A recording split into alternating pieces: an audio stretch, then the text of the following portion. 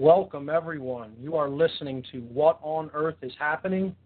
I'm your host, Mark Passio.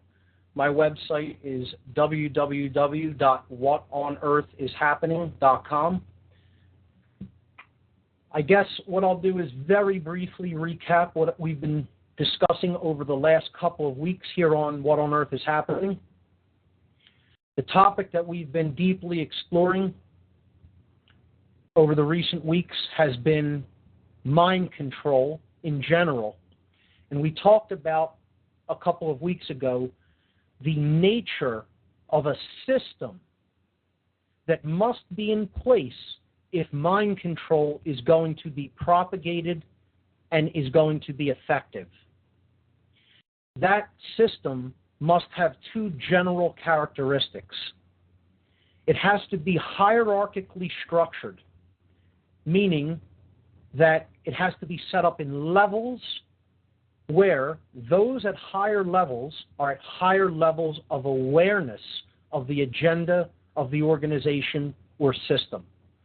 Those at lower levels are much more in number, are much greater in number, but they are much more ignorant regarding the true intentions and the true aims of the institution or organization that they are a part of at a lower level.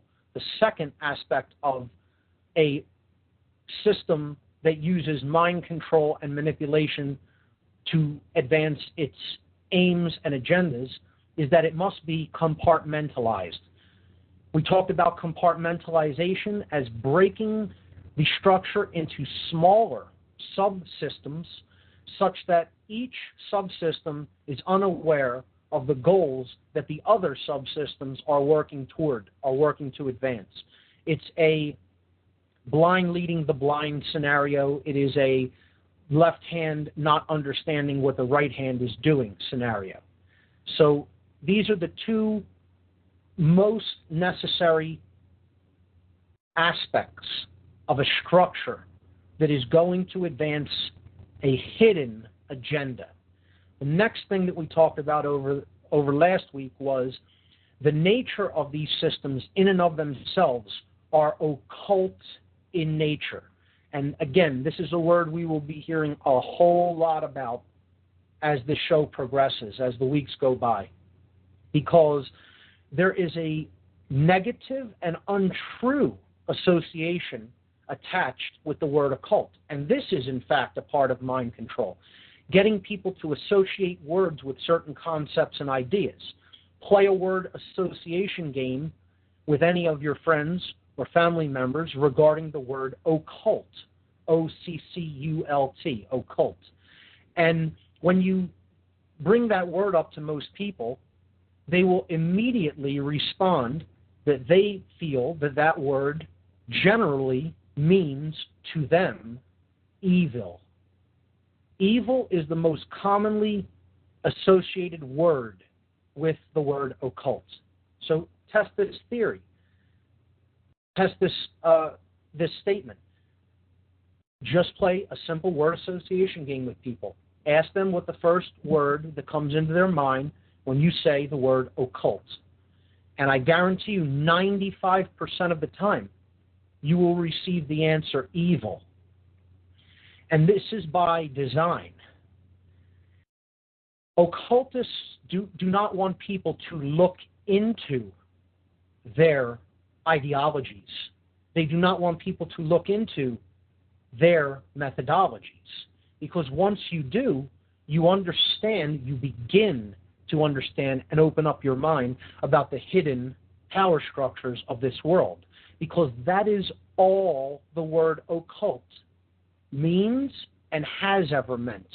The word itself simply means hidden. It is derived from the Latin language, as we talked about. It comes from the Latin verb occultare. Occultare is derived from the word oculus, which is the Latin word for eye, as in that which we see with, eye, E-Y-E. So occult simply means hidden from sight, hidden to the eye, to the seen, hidden from sight. not easily seen. That is all the word occult means when we look at its etymology and derivation. Why would anyone want you to associate occult knowledge with evil? Well, if you think it's evil, you won't look into that knowledge, and that knowledge would be much easier to control people with, because the occult is a set of techniques and practices that can influence the mind. That is what occult knowledge is. And what better way to maintain control and influence over people's mind than to dissuade them from looking into the very techniques and the very methodologies that you are using to manipulate their minds.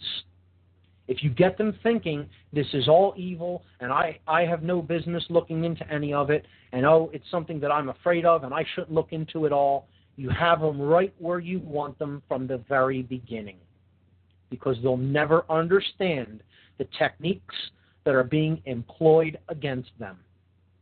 So, that is how mind control essentially works. What I'm going to begin doing over the next several weeks is introducing different occult methodologies. These are the methodologies of mind control that are employed by occultists. People who know and have known these techniques, in many cases, for thousands of years. Because this stream of knowledge goes right back into our ancient past. You know, you've heard the term, if people do not learn from the past, they are doomed to repeat it. Well, this is the case. This is a true statement. Definitively true. Most of us are ignorant, sadly. You can say that's a negative statement, but it happens to be a true statement. Most people are very ignorant about history, about our past, about the events that have occurred in our past. And this is why most of the time we squander opportunities to see the same patterns as events play out in our world that have played out in our past. And if we miss those patterns, if we are not aware of those patterns, we are essentially sabotaging our own opportunities to see them coming this time around, because time does move in cycles. History does repeat itself. This is not just a saying. Time moves in secular movements like wave patterns. And it brings us opportunities that we may have failed to learn from in the past. And often, even if we did learn the lesson, it will challenge us to prove that we learned the lesson in the past. And if we're not aware of those dynamics, if we're not aware of those patterns, when they come up, we will squander those opportunities for learning and growth and advancement in consciousness. And suffering will be attached with that squandered opportunity. So part of understanding the past is understanding how this stream of occult knowledge has not only been compartmentalized, hidden, structured in hierarchy, meted out to people that other people at high levels of awareness and knowledge deemed worthy to receive it, and they set themselves up as the keepers of said knowledge. Okay? This is how they have been able to socially engineer and bring in so much covert control of people. And that's why we see such a controlled society that we do today invasively, in seeking to take over more and more aspects of our daily lives. And the name of the game is control. They don't call it mind control for no reason. The name of the game is control, covert control. Because a covert form of control is not as easily spotted as an overt or an open form of control. See, when there's an overt form of control exercised physically over people, they're very aware of it because it's right in their face. But when it's a form of mind control, of covert control, that form of control often goes unchallenged, largely because it goes unseen. Unseen. Again, the word occult means hidden from sight, not easily seen, available only to the initiated, those who have begun the task of decoding this hidden knowledge. And I'll tell you right now, folks, this is necessary to understand. People will say, oh, we don't need to know all of the methodologies and all of the forms of control that are being used over the mind and how it's all occult-based. Nonsense. No shortcuts. This does need to be understood. It needs to be known how this works. Many people, especially in New Age schools of thought, and I'm not saying that all of that stuff is totally bad. There's some good information in it.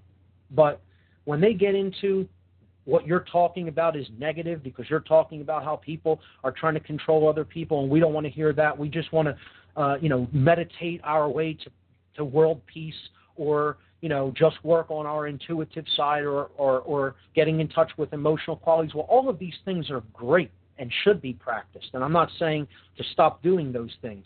But if you do not understand the covert methodologies that are being used to subvert people's consciousness, that means their thoughts, their emotions, and their actions, then you are essentially powerless to stop these negative patterns from recurring when they come up again in future times, as these time cycles move forward into the future. You may be able to overcome them temporarily with some of the techniques that quote-unquote New Agers advocate, but you will not steal yourself and, more importantly, educate and steal the youth, harden the youth against these covert practices and techniques. That's why it's important to consciously be aware of how these techniques work. And the further reason that it's critical to understand how they work is because in doing so, we learn a great deal of knowledge about how our own minds and psyches work in the process of decoding these negative and often psychopathic techniques that are employed by these dark occultists, as I have referred to them on previous shows. They are sorcerers. They are employing the art and science of manipulation techniques to get what they want at the expense of other people, and almost invariably at their immense suffering, at other people's immense suffering, because these sorcerers of consciousness, as I refer to them as, they are psychopaths. They do not care about what happens to other people. They have no empathy, no basic feeling for the repercussion of their actions upon anyone else. They only care about their own comfort and well-being, and as long as that is taken care of, their attitude is, it doesn't matter what happens to anyone else but me. And that's the nature and the definition of a psychopath. And that is indeed what these dark controllers are, we shouldn't let that frighten us or intimidate us to speak the truth. See, people will say, well, aren't you afraid? You're describing that they're psychopathic, often murderous individuals who will do anything to get their way. Doesn't that make you scared that somebody's going to do something to you? Absolutely not. And I mean that. I do not care what anyone tries to do to me. I don't live in fear of that happening. And any of these dark occultists who may be listening to any of my work or listening to what I do, I'm not afraid of you. I don't care what you can do to me. You're dealing with a will that has transcended normal human will. And that only happens when you're not in the vibratory state of consciousness known as fear. I'm going to speak this, and nothing is going to stop me, not even being released from a physical body, if it should ever come to that, which I'm not afraid of happening. Because I'll find a way to continue to do this. Nothing is going to stop me. That's the kind of resolve we ultimately really need to come to when it comes to speaking truth to these power-mad lunatics that are currently running this asylum called planet Earth. Because they are going to continue to do this until we stop them. And the way we're going to stop them is by refusing to comply with their psychopathic ideologies and agendas. And the only way we're going to get to that level of consciousness is by understanding the methodologies that they are employing against us to make us do their bidding, thinking that we are getting something good for us in return. Therefore, we have to become empowered through knowledge, even if that knowledge is perceived as being dark, disturbing, quote-unquote negative. Okay? It is quite disturbing to understand that mind control is something that is possible. That is not only possible, but is happening actively all around us. It is an ongoing aspect of our daily lives. Conditioning is everywhere. It's in every structure that is a fundamental part of daily living on this world, whether it be the media that we take in, the school systems, the education of our youth, political structures, military structures employ mind control to outrageous levels. Businesses through marketing and other forms of propaganda and print advertisement and radio ads and TV ads. You name it. Mind control is all around us. And ultimately, they are using ancient, covert knowledge. And that may be difficult for some people to come to terms with, to accept. The ancients knew an incredible amount about how the human mind and the human psychological structures that comprise the mind worked. They understood how they operated. They knew the psyche. They knew that the most important knowledge to have was the knowledge of the human psyche. On the Delphic oracle in Greece, it is inscribed. How do you expect to know the wonders of creation if you do not know the wonders of your own house, meaning the wonders of the self? If you do not find that which is within you, you have found nothing. You will not understand anything that is outside of you, because ultimately there really is no outside. Everything is generated by the mind, the generative principle. And the first principle in some of the ancient Hermetic writings is that everything is derived from the mind. The mind creates all of the experiences that we experience in external manifestation. In other words, the mind is the all. The universe is mental. Everything that we encounter is a byproduct, is a product of mind first. For any idea to come into manifestation, mind employed it. For any object to come into manifestation, it had to be thought of first before it was created. The mind is the generator of our experience. We create with the psyche. We feel inwardly about that which we are generating with the mind, and then we take actions based on the marriage of those two fundamental dynamics, thought and emotion. So action is the byproduct of those two other aspects of consciousness. And we've talked about this at length on previous shows. The three aspects of the way our consciousness manifests itself being our thoughts, our emotions, and our actions, and how important it is to bring those into alignment and such that they operate as one, so that we become a being that as we think, so we feel, so we act, and we are non-dual. We are united. All three of those aspects of consciousness have been brought into unison. Unity consciousness.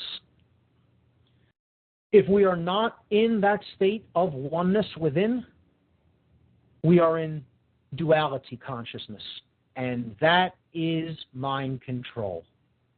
If anybody can get you to take actions that you know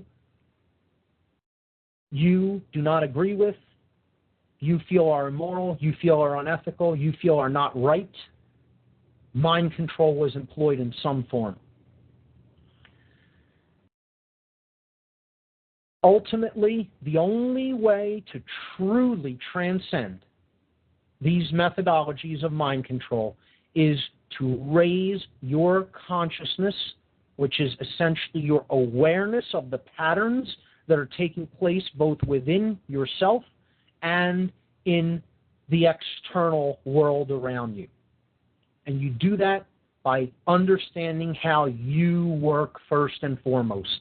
And then when you understand that, you'll start to understand in a wider sense what's really happening in the external realm, because that's a byproduct of all of the internal spaces of individuals, all of their internal makeup, multiplied and then expressed outwardly. It's all a byproduct of the individuated psyches of all the people on this planet. And it's very common sense when you think about it in those terms. We are creating the reality that we experience. Nothing outside of us. So the answer is to understand enough about what we truly are, how we truly work. Know the self, and you will know the universe and the gods. Again, inscribed upon the Delphic Oracle, one of the seats of the mystery school traditions. The sad state of affairs that human consciousness has come to in the modern day is because we, as a whole, have forgotten who and what we truly are. And we do not know in mass, it is not common knowledge, sadly, how the psyche works, what the components of the brain are, what they're responsible for regulating and doing, how they may become imbalanced, and behaviors will follow. Certain kinds of behaviors will follow when certain structures in the brain are at a significant level of imbalance. People don't understand it as a whole how their brains function. Most people couldn't tell you any of the parts of the brain. We've covered this on previous shows, the structures of the human brain, the physiology of the brain. Fascinating study, neuroscience, into understanding the behaviors that we see demonstrated and acted out all around us in the world. So knowledge of self is what this is ultimately about, and I cringe when I hear people say, we can get through this, we can get past this dilemma that the human species is in control and in low vibratory states of consciousness without knowing how mind control works. Good luck with that, folks.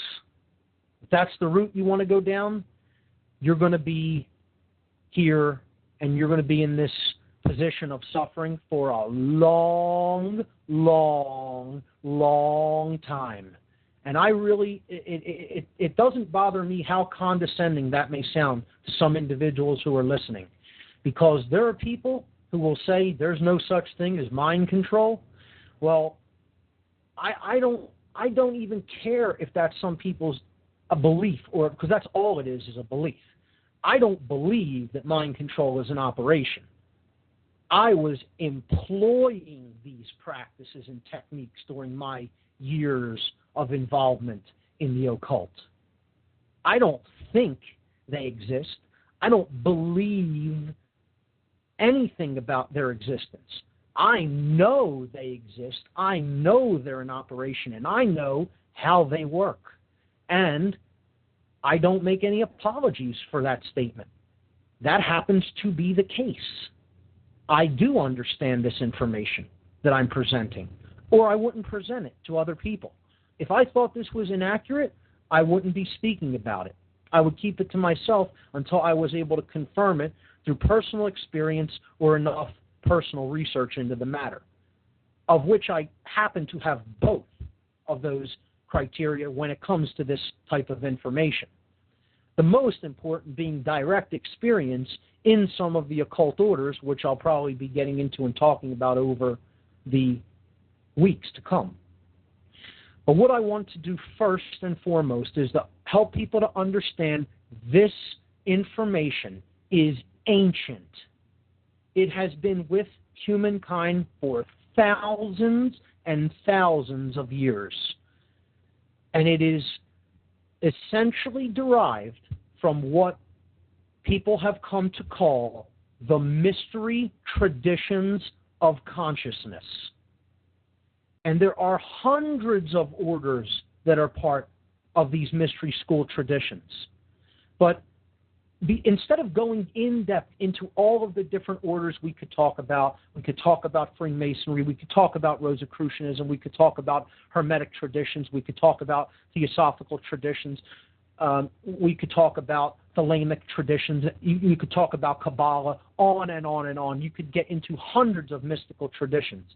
The thing that is important to keep in mind is that this information is essentially the most ancient form of psychology that has ever been with mankind.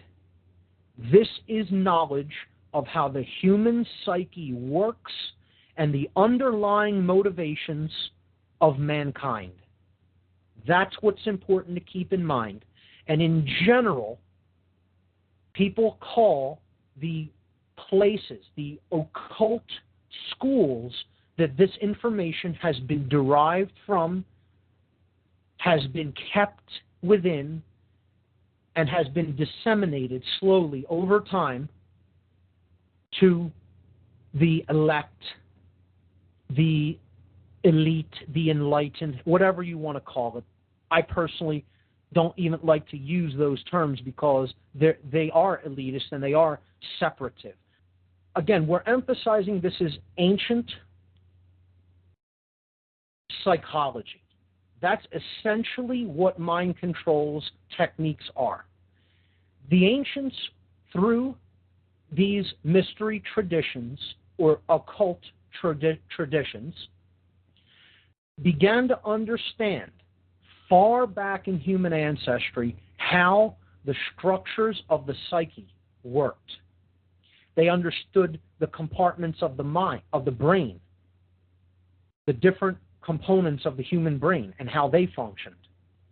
And they understood that we either worked upon our understanding of these principles and dynamics and also physiology, okay? We learned about this and we made ourselves better as far as the psyche was concerned, more equipped to deal with anything that we may come into contact with, situations that may arise. We became more ethical and empathetic, compassionate toward other individuals around us if we developed these understandings and if we worked with these principles of the psyche and delved into ourselves to understand how these dynamics work within us. They also understood that if we did not, we would revert to almost an animal-like state of consciousness. They also understood, and that state of consciousness is all around us. I mean, we talk about being human, but the fact of the matter is most people on this planet are not at the level of even human beings. They are not being as a human is. They act more like a member of the animal nature that lurks down within under the subhuman level than they do a human, many individuals in this world. This is part of the mind control system. They are attempting, the people who understand this knowledge and have perverted it, have used it for their benefit only, to subvert the consciousness of other individuals. What they are doing with that knowledge and that covert form of control is essentially pushing the individuals of this planet down into lower states of consciousness through fear and manipulation until they become more like animals than they are like human beings. And that may be also difficult for most people to hear. That's fine. The truth remains the truth regardless of what we feel about it. This is one of the techniques of mind control. Play upon emotional preferences. We'll talk about this extensively. This is one of the most effective mind control techniques. People don't like hearing direct truth once they have come to a certain level of comfort regarding what they feel is true in the world, their perceptions of reality. They get conditioned into this state of perception that they believe is true, and then that becomes comfort because those neural patterns in the brain are nested and they are hardwired into the brain. We started talking about this a bit last week. This creates emotional patterns in the brain. And when somebody hears information that conflicts with those emotional dynamics that are hardwired into them, they rebel against hearing it at all. This is called cognitive dissonance. It's a psychological condition. It's called wishing to lie to yourself, even in light of evidence and abundant information to the contrary. Let's look at the example of the recent G20 conference in Canada and the one that happened before that months ago in Pittsburgh, Pennsylvania. Well, you could ask people who have seen the footage of this conference, if that's what you want to call it, that requires quote-unquote security. I don't know about you, but to me, works done in the light of day for the good of humanity don't need any kind of security like what is evidenced at the G20. Okay? Yet, you'll show people the footage of their free speech rights being decimated right in front of their eyes, rubber bullets being fired at people, LRAD cannons being fired at people. people being outright beaten, having done nothing with clubs, pepper sprayed, having done nothing but assemble and speak. And if you want to get into the whole, anarchists are coming with their trash cans to smash windows and smashing windows with chairs, etc., please. This is another psychological warfare tactic called agent provocatoring. This is you hire a group or you have a covert group that are undercover agents acting as the opposition. You get them to create a violent or chaotic situation so you can justify going in and beating on people or spraying tear gas into the crowd. It's the Hegelian dialectic. This is called chaos magic. I refer to it as chaos sorcery. It is starting a chaotic event so you can get a confused reaction. And then you can propose to sneak in to use that opportunity to propose a solution that would ordinarily be completely frowned upon.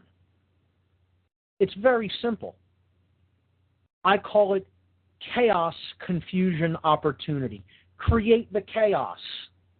Wait for the confused reaction, and then use that opportunity to slip in your predetermined solution, which ordinarily would not have been stood for. This is philosophy that was basically derived out of the writings of George Hegel, a German philosopher, who did not advocate this dialectical principle to be used in such a manipulative way, but yet that is how his writings have come to be interpreted and used. I don't feel that that's the original intention for Hegel's dialectic. However, that is how the mind controllers who come up with these schemes and plots and inside jobs and, sorcery is what it is. It's sorcery over the mind. That's what they're using it for. And we'll get into that as a technique. Before I even list the multifaceted techniques, because the mind is accosted not at one level, but at multifaceted levels, and multifaceted methodologies are employed to subvert the human psyche. Before I even get into listing what they are, and then we'll talk about them, we'll start to break them down one at a time over the next several weeks. What I want to do is just basically give a general outline of what are the basic ways that mind control works on people. What are the basic principles that underlie all of the forms of mind control that are out there? And when you really break this down, when you break each of the manipulation techniques down, you see that there are only a few underlying principles upon which mind control is based. And when I list what they are, some people are going to be skeptical. They're going to say it can't be that easy. There's no way it's that simple. There has to be more to it than that. Well, truth is always simple, folks. And in keeping with that, it may confuse some people to initially hear that manipulation and deception is also simple. It is not as complex as people want to make it out to be. Once these basic building blocks are understood, you can see it everywhere because it is quite simple. And the simplest things are the most effective things. The problem in seeing it resides in the complexity that the occult controllers want to embed into our thinking. They want us to think. They want to manipulate us into thinking that the universe is irreducibly complex, that there are no basic fundamental principles upon which the psyche or the mind work upon. They want you to think that it is so enormously complex that you can never understand anything, so why bother to try? That is one of the key fundamental underlying techniques that is used in occultism. And we will talk about how simplicity is replaced with or, subverted by this notion of complexity. All truths are fundamentally simple. So is mind control. Here are the basic underlying fundamental principles upon which mind control works. Here they are. Words is number one, and perhaps the most powerful. Words. The use and meanings of words is one of the fundamental techniques of mind control. As strange as that may seem to think of, words are fundamental to controlling other people's minds. The second fundamental principle is color. Color, yes. The basic colors that we see with our eyes. These are frequencies.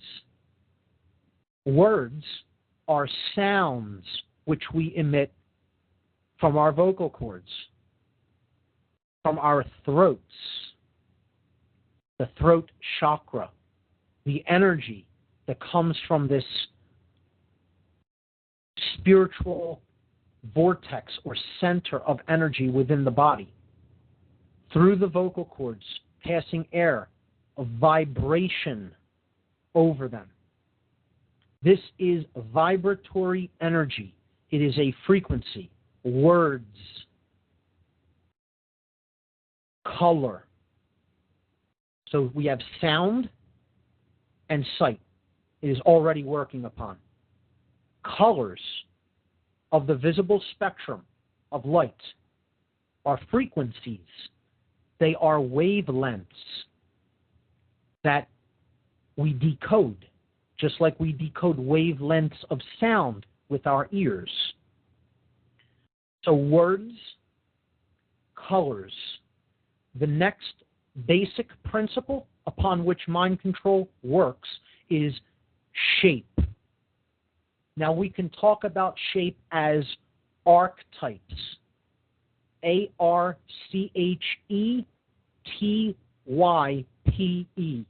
Archetype. An archetype is a fundamental, simple shape. That it has an intrinsic meaning, an inherent meaning that is self-existing in the human psyche. And that is another concept that some people will have a hard time with, that a shape in and of itself already has a pre-assigned meaning within the structures of the mind. I'm not going to attempt to convince someone that that's true. I happen to be aware that that is the case, that that is true. Archetypes are simple, fundamental shapes. The circle is one of them. The square, the triangle, the blade, as it is called, an upward-pointing chevron shape.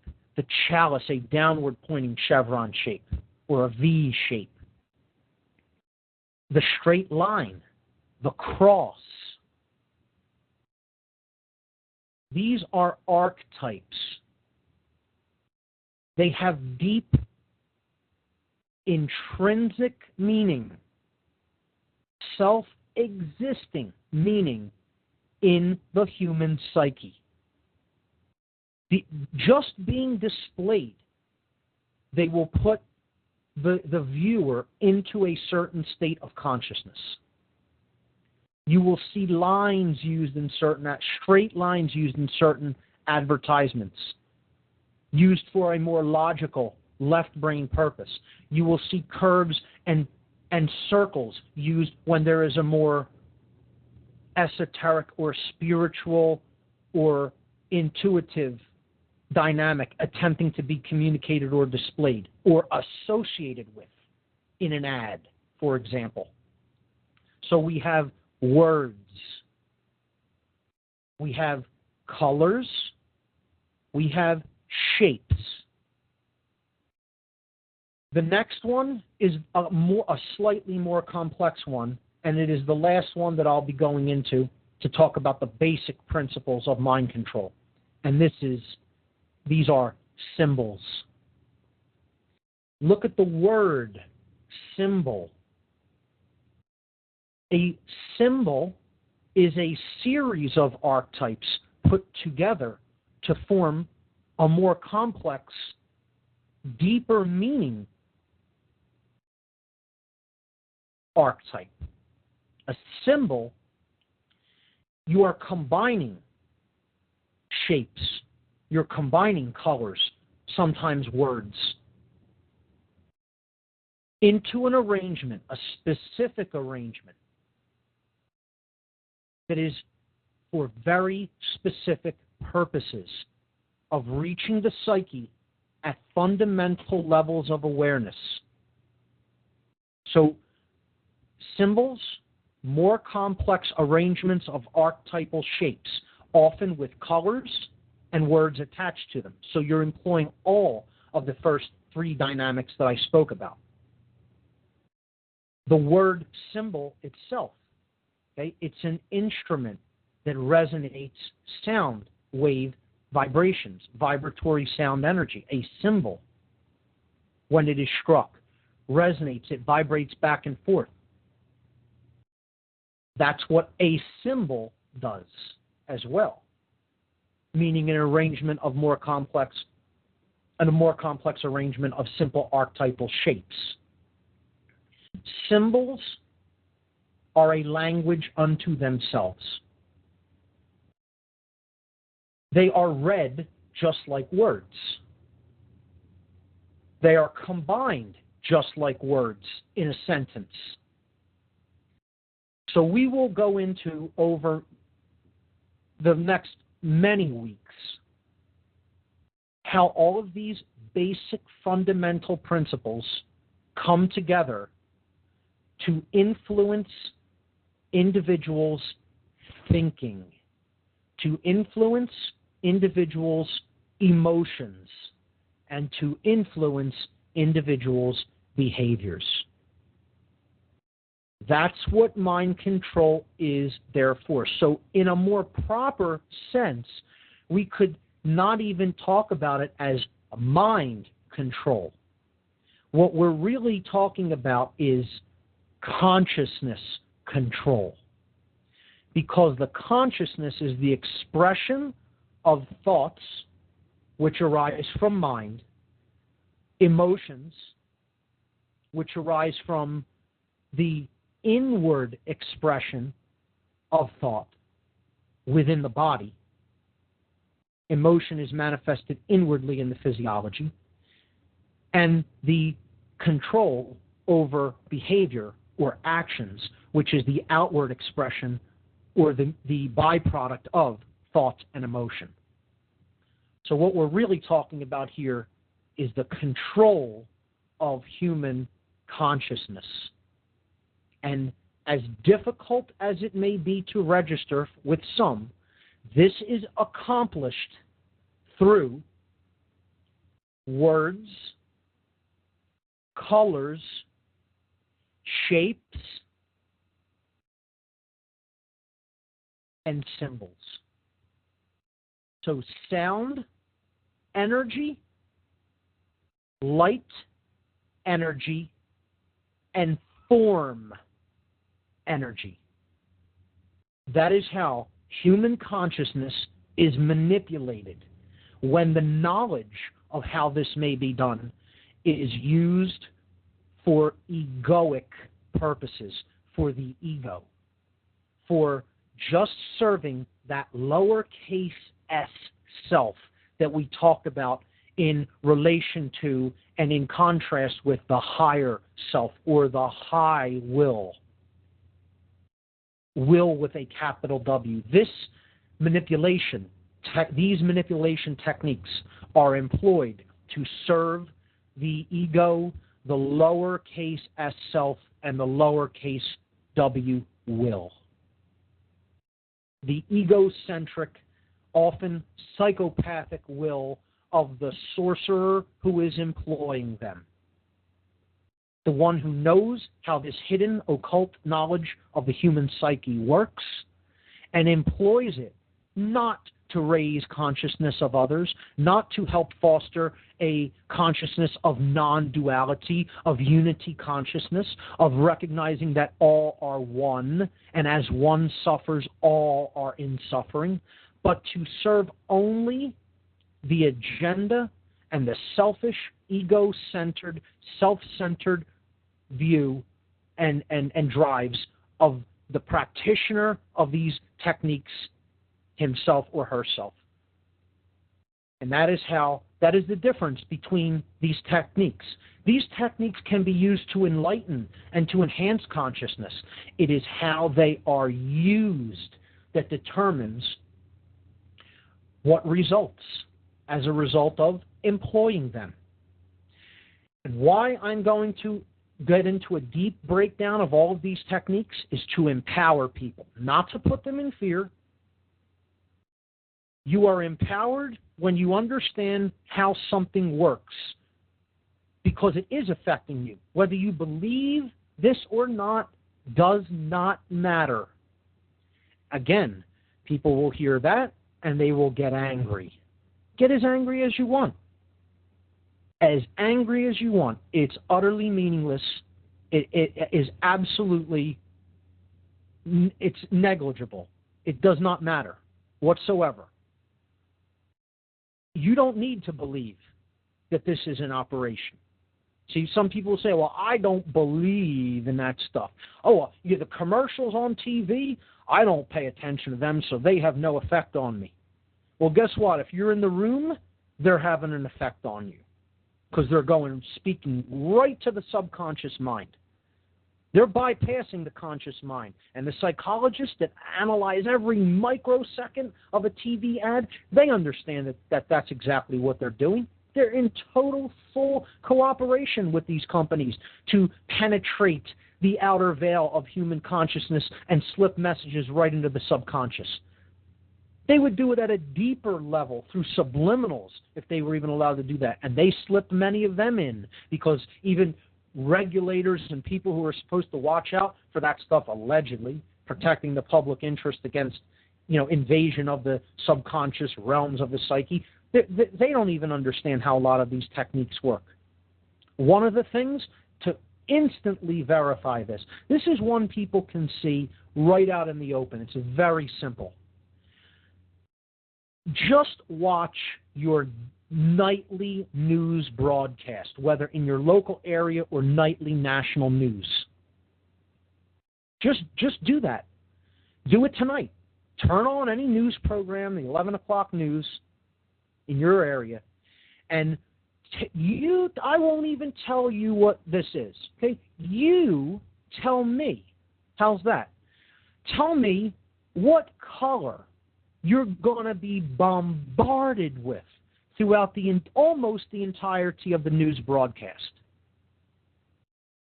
Find out. Watch any average news broadcast, 11 o'clock news, your local station, and tell me the predominant color that you will see throughout the entire news program. Once you have that answer, then tell me why. That's the critical part. You can understand, oh yeah, here, they're showing me this color repeatedly, over and over and over in almost every segment. Well, why? Why would they keep displaying that same color over and over and over? Why not a different color? Why not a rainbow of colors? Oh, there's a reason for it. And it's mind control. People know how this stuff works, and they're using it very deliberately and calculatedly. It's no accident.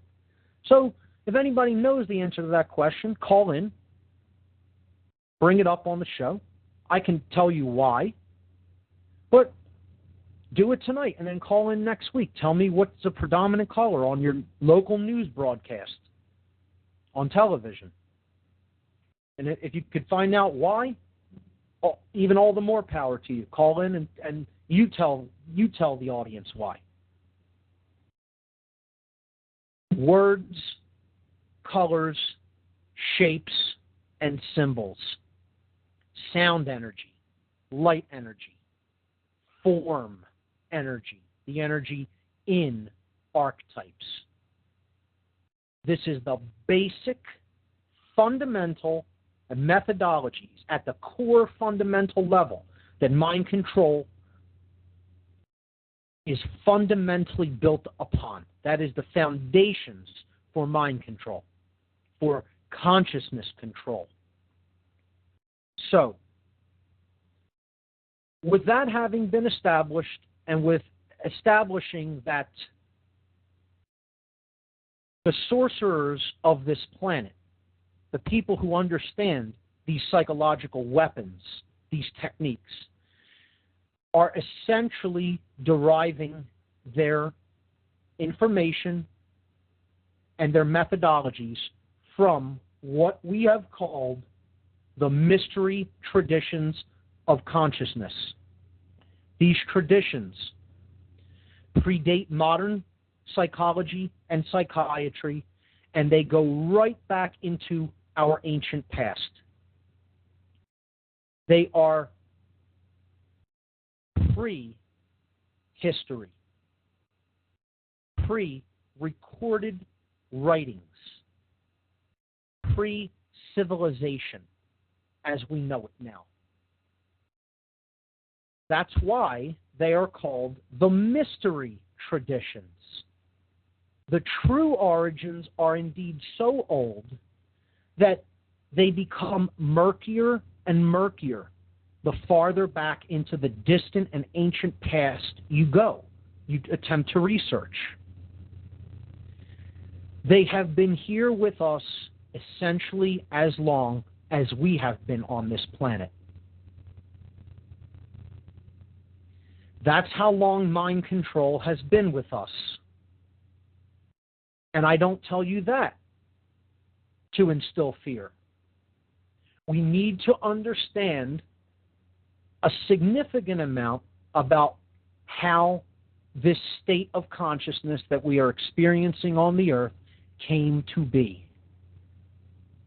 We need to understand a significant amount about the traditions of occult knowledge from which these sets of techniques have been derived over thousands of years.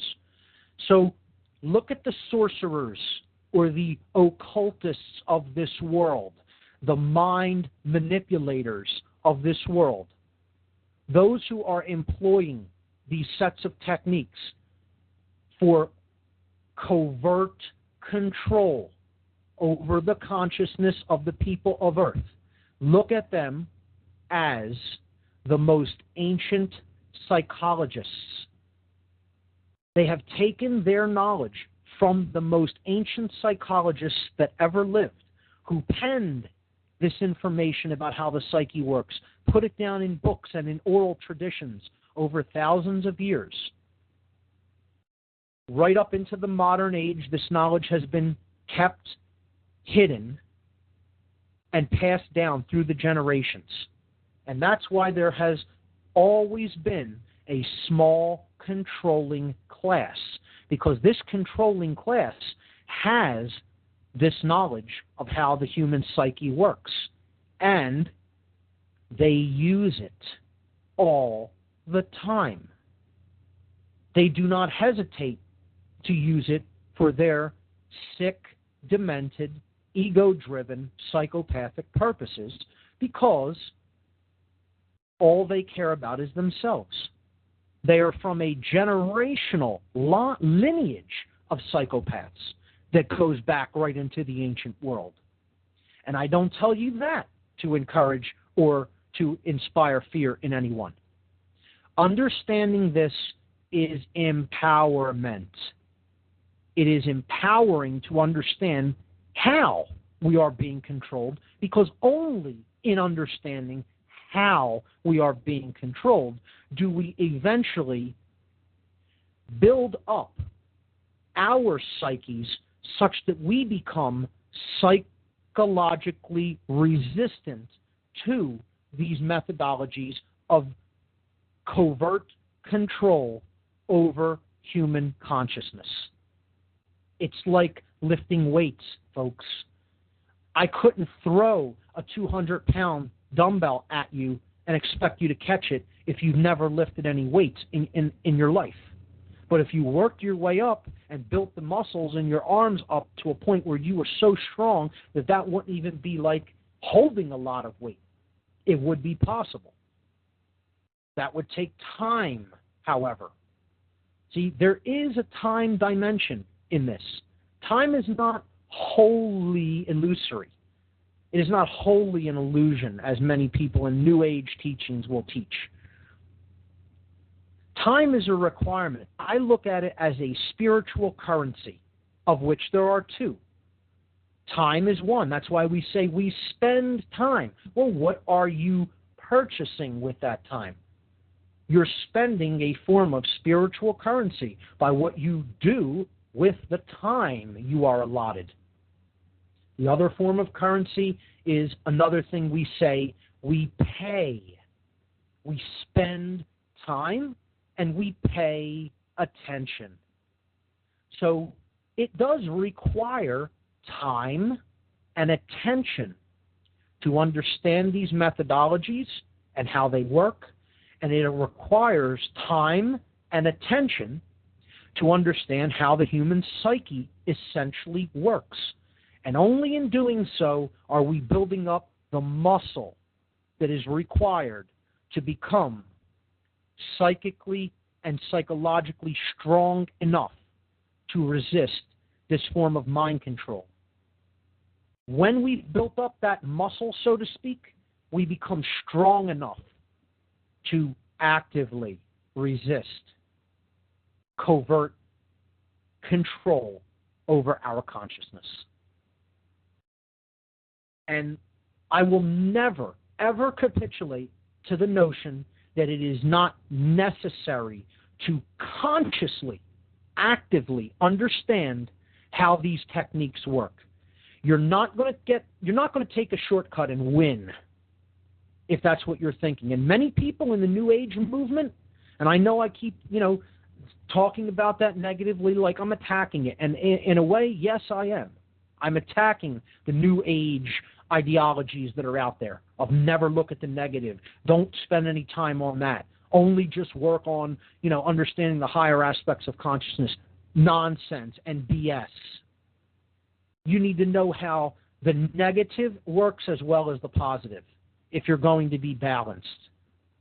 And for as long as the human species does not understand these quote-unquote negative technologies of the mind, is as long as they will be manipulated by them.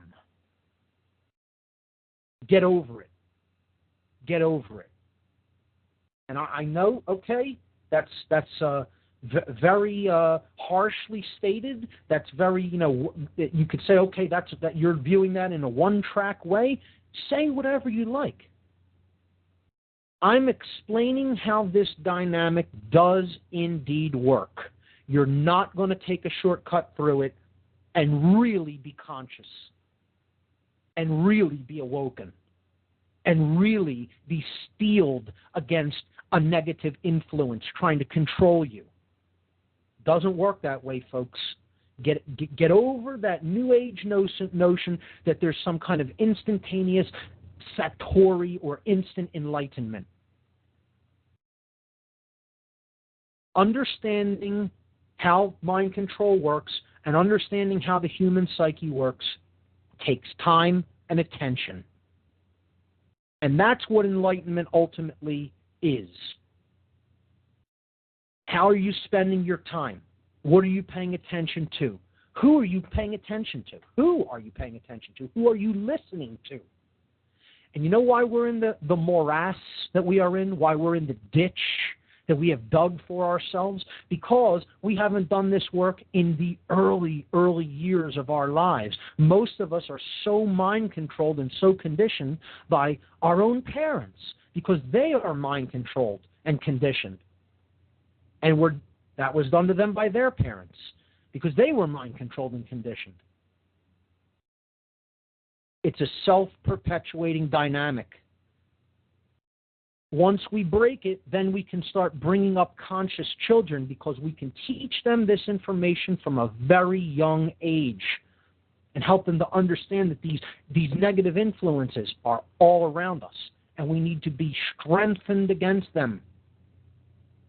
And that is done through knowledge of self, through knowledge of how our psyche works, and through knowledge of how these manipulatory negative efforts and techniques do indeed work as a methodology of influencing the mind and behavior.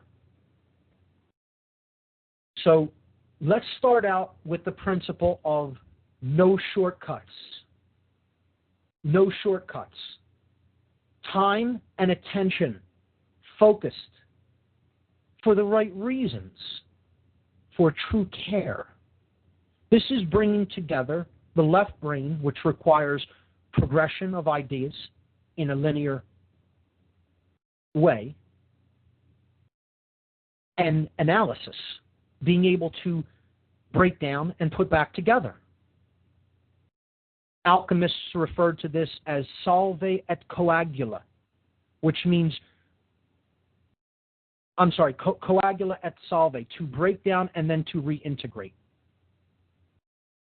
Break something down, understand its parts, understand its constituent elements. Then you will be able to see how it all fits together. And you'll be able to integrate not only that as an idea, but you'll be able to integrate yourself, your consciousness, your thoughts, your emotions, and your actions into a unison, a synergy, a oneness, a non-duality. As you think, so you feel, so you act. And that's the goal here. And there's no shortcuts to that. It comes through awareness of patterns within us and around us. And that's what consciousness is. So we do need to know these principles. We can't expect to float by on autopilot and get it by accident. It doesn't work that way. We do need to use the logical left brain and analytical part of the brain. But we need to use that in conjunction with the sacred feminine, intuitive, nurturing, and caring, and empathetic right brain hemisphere. The sacred feminine energies of the goddess, so to speak. Our feminine nature, whether we are male or female. This isn't male or female. This is masculine and feminine energies and thought dynamics coming together as one. The balancing of the left brain hemisphere with the right brain hemisphere to open up the all-seeing eye, or the third eye, as it has been called, the third eye chakra. True knowledge, true mastery. I call this state dominion, the rulership of the kingdom of self, understanding what you have control over and being in control of those things. And you have control over nothing except your own thoughts, your own emotions, and your own actions. And you have control over nothing else but those three things. All forms of external control are an illusion based in the dynamic of fear, based in the energy of fear. So, understanding why it is critical to know these methodologies, why we're not going to get around the low point in consciousness that we have come to and solve it without understanding these principles.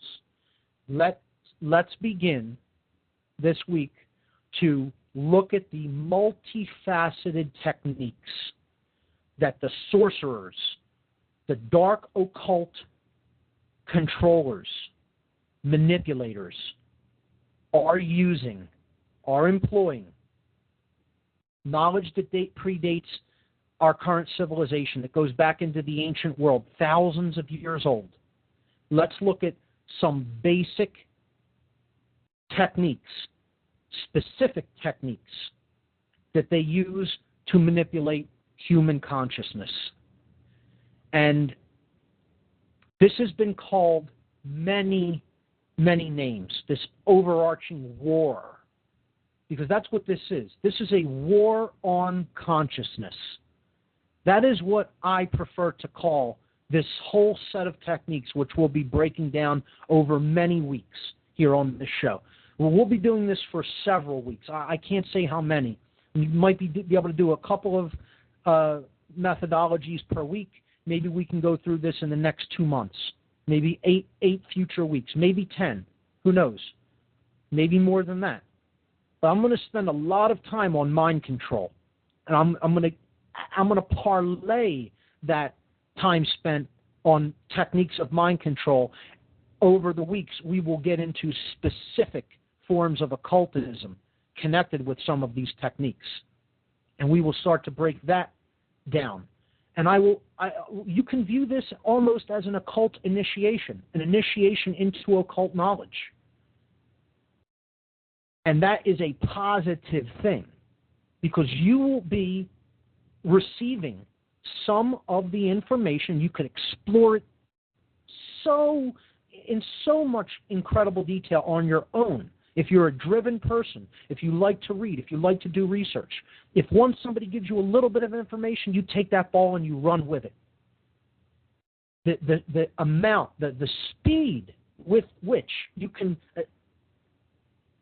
acquire and accumulate great amounts of empowering information by what you're going to hear over the next many weeks on this show will be able to take you from a level of seeing part of the picture for those who are already partially aware to grasping an enormously greater and wider picture of the reality that is actually occurring in our world. And that's the goal here on this program, because what we're ultimately trying to do is get people to understand what the causal dynamics, the root cause factors of what is causing what we see manifested in our external reality.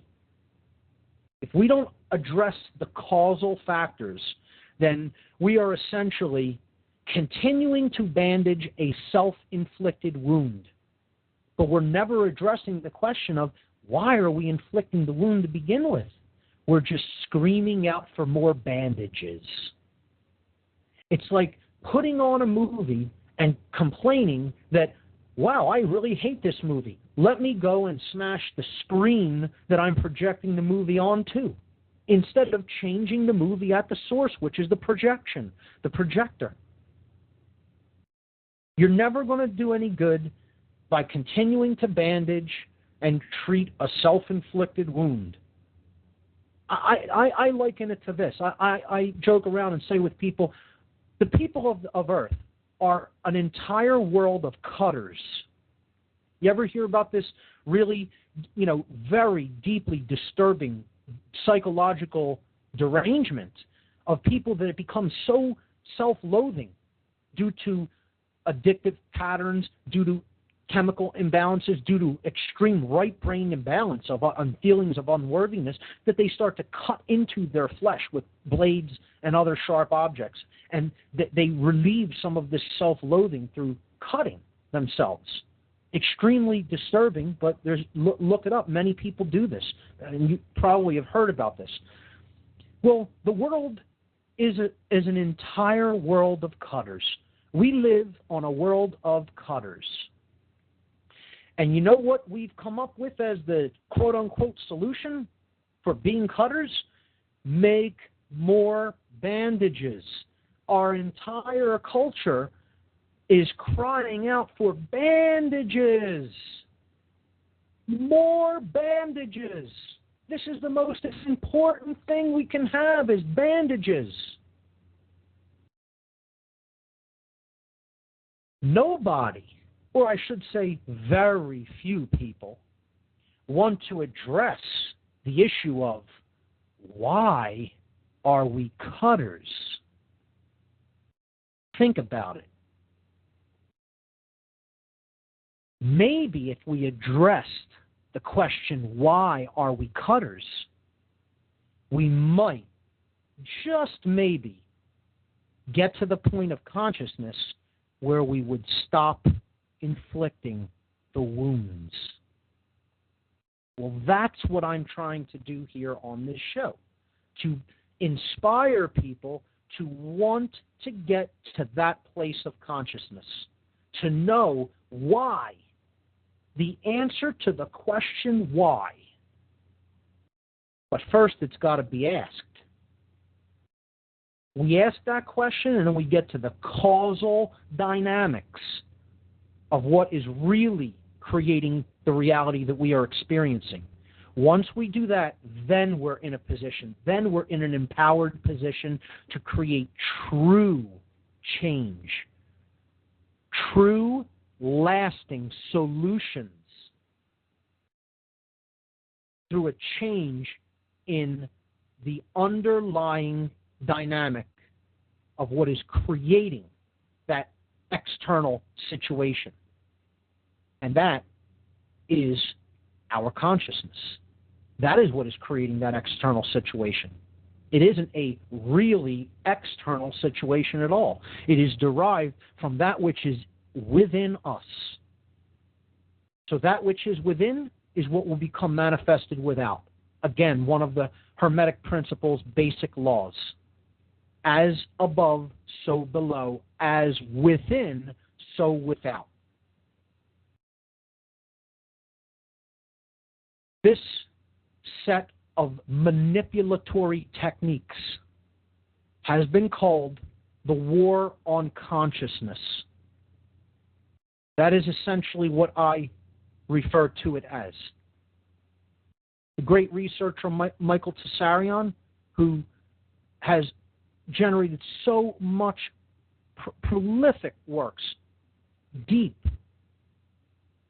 efforts to attempt to enlighten mankind as to these dynamics, has called these sets of techniques the war on you.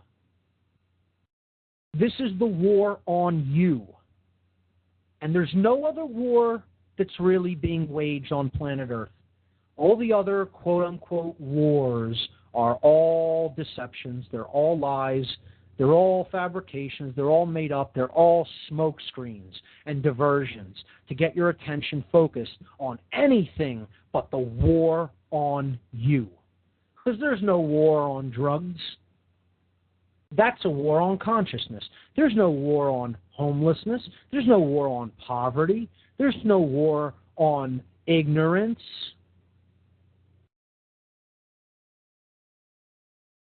There is only a war on consciousness being waged on this planet. That's the only war that's going on. Understand that if you don't already. If you do already, try to help other people understand that this is taking place and understand what the techniques are that foster and perpetuate this war on consciousness. In my presentations over the last couple of years, I have basically included within them, and you could take a look at these videos on my website, whatonearthishappening.com. I have included 14 of these basic techniques. There are many others, but these are the 14 techniques which I personally believe are the most powerful, are the most prevalent, are the ones that are the most active in society. And every one of these techniques, in some form or another, is to keep you spinning your wheels, accepting untruths accepting deception and manipulation, and essentially steering you away from an understanding of your own consciousness and your own higher self. Controllers don't want you empowered by getting in touch with the higher aspects of your own consciousness, which I have referred to as the higher self, capital S self.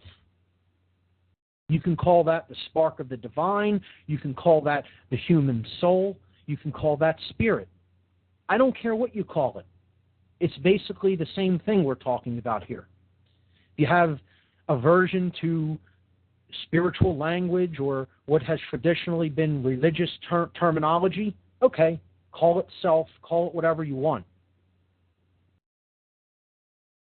Call it the underlying intelligence that's inherent in nature, that is within us all. Doesn't matter what you call it. It's just a label, it's just a name.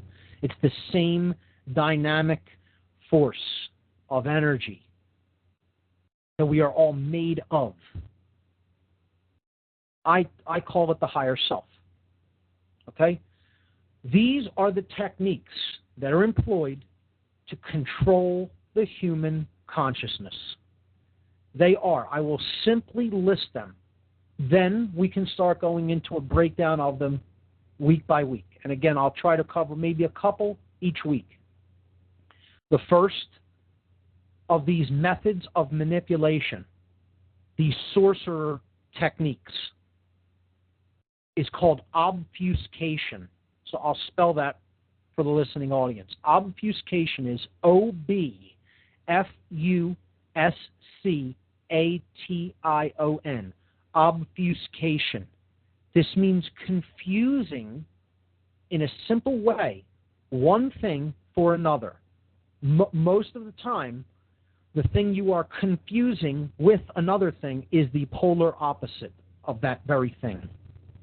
So black is white, up is down, left is right, etc. That's obfuscation. We'll get into it in detail. The second technique is called worldview poisoning. Worldview poisoning. This is getting people to have a disunified view of themselves and others, not caring about the suffering of others, the whole misanthropy, hating humanity in general, thinking that there are too many people, the world is overpopulated, etc., etc., etc. Worldview poisoning. There are many different ways that our worldviews, which we talked about, the concept of worldview, can become utterly poisoned. And this is a big sticking point. It's one of the most critical forms of manipulation. We'll talk about that in upcoming weeks.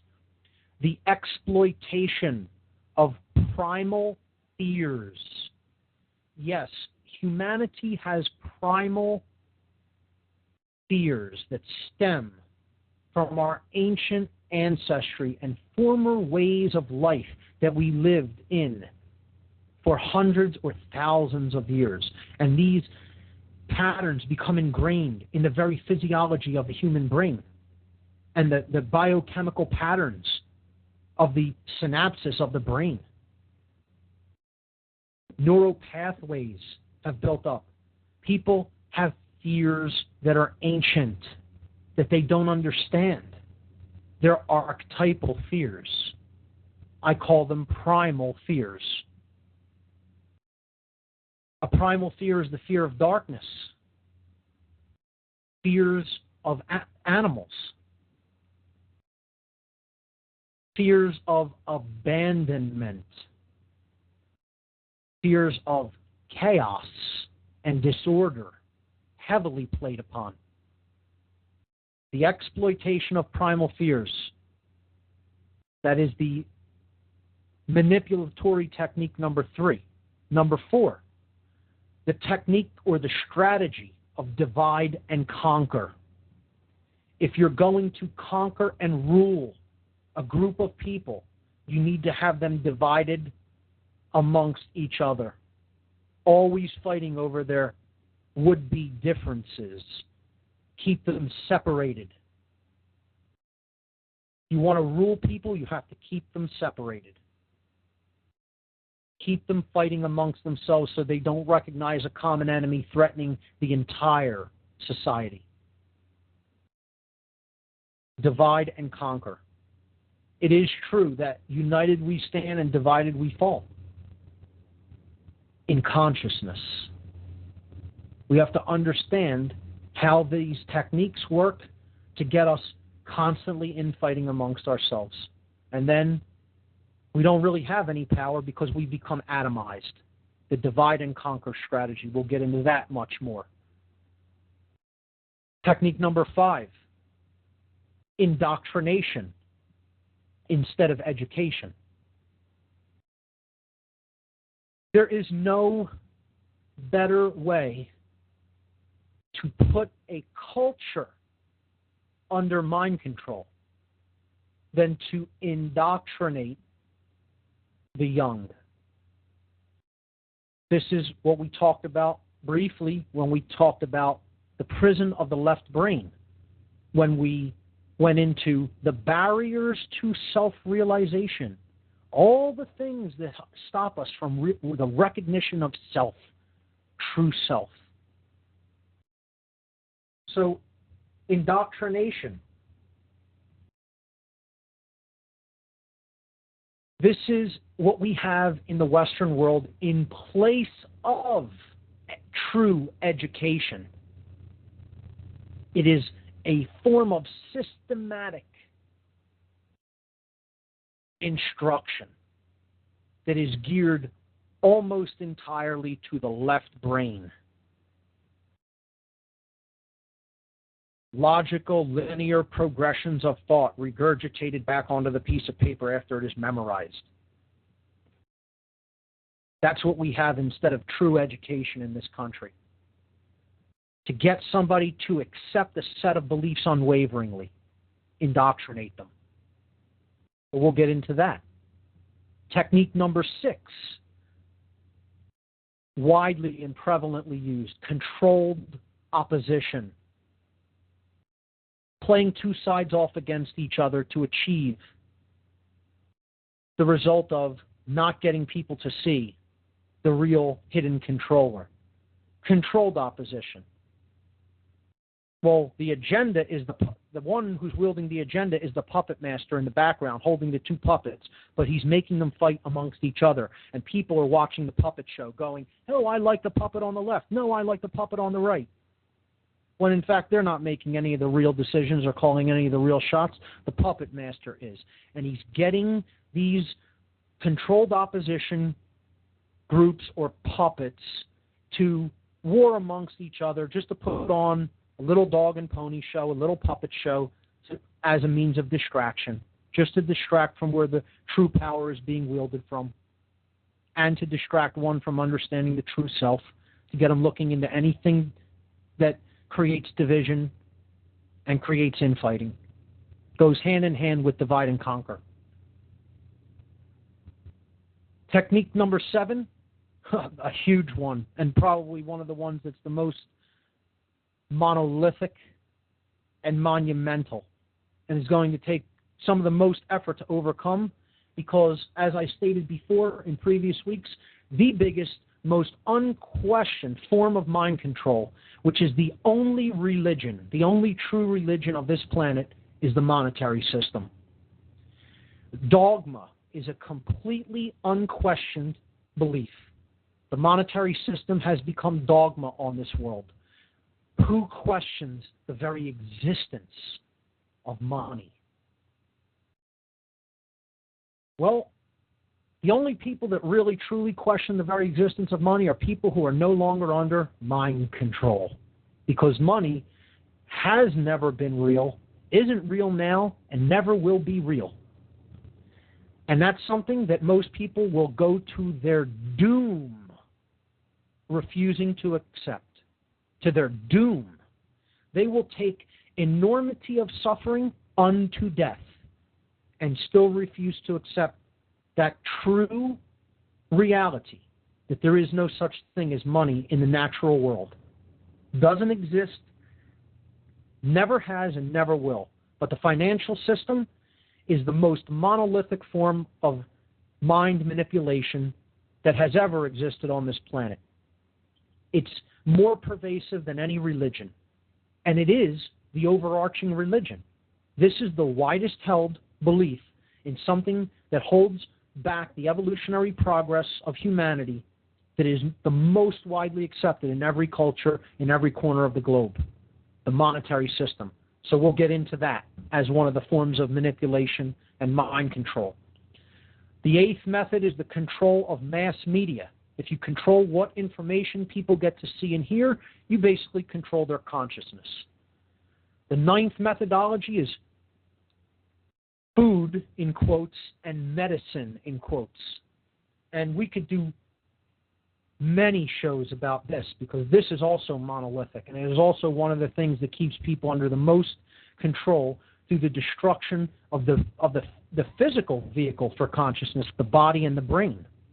We are actively being poisoned through what we eat and the so-called medications that we take in the world.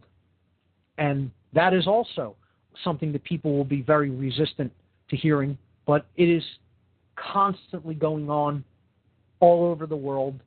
Our food is of substandard quality, and medication is often poison that does way more harm than it could ever do good. And we'll expose a lot of this on this show in future weeks. That was technique number 9. Technique number 10, the method of manipulation, the illusion of time. Here's where we get into a more abstract one that is a heady notion. And we will look at time as an abstract notion that basically controls the subconscious. Time that is based in physical objects moving in space, that materializes time. And since time is so, the concept of time is so intricately interwoven into human consciousness, it materializes human consciousness. Again, this is an abstract and heady concept. We'll get into that in future weeks. Technique number 11, the denial, hassle, ridicule factor. Or in other words, us policing ourselves. Because we don't want to be viewed as the conspiracy nut or the guy who thinks 9/11 was an inside job or the guy who thinks that Satanists run the world, etc., etc., etc. I don't want to be viewed outside of the quote-unquote norm. It doesn't matter if the norm is a group of mind-controlled followers. I'd just rather not have their derision and ridicule. I want to stay in the hassle-free zone, you know? In denial, cognitive dissonance, ignoring reality, the ostrich with its head in the sand. I call this the DHR factor, denial, hassle, ridicule. And then we'll look at the 3 big, huge techniques that even, I would say, even transcend the financial system because they go so deep to the human psychological subconscious mind. This is religion. Religion specifically as occult binding. And we will talk about on this show how the occultists of this world are the inventors of, the originators of all of the world's religions. And that will be a painful thing for many people to hear. Occultists invented the religions that you believe in, folks. Don't want to believe it? Believe whatever you want. That's what they did. They invented all of the religions of the world. Every one of them. You can discover this. You can read about this. You can actually research this for yourself. Start to look into the origins of religions instead of just listening to what people say about them. They were derived from these mystery school traditions that I'm referring to. That's technique number 12, religion, binding, as I refer to it as simply, because that is what religion is. The next technique, number 13, is the use of subversive symbolism. Symbolism that actually subverts the conscious mind and goes right to the subconscious. These are complex archetypes, combinations of shape, sound, color, words, etc. And we will go in extensively into breakdowns of symbolic language, entire sigils, occult sigils we will break down, complex occult symbols.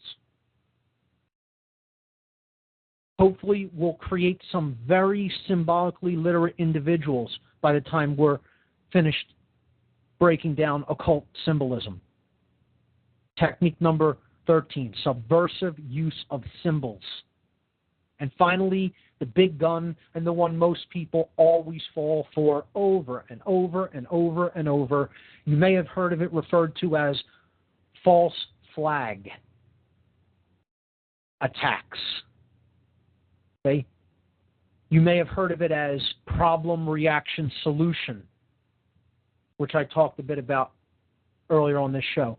Create the problem, wait for the confused and chaotic reaction, and then take that opportunity to offer your solution that is always based in control, always based in the giving up of more freedoms, the giving up of more of your inherent rights and energy to be protected.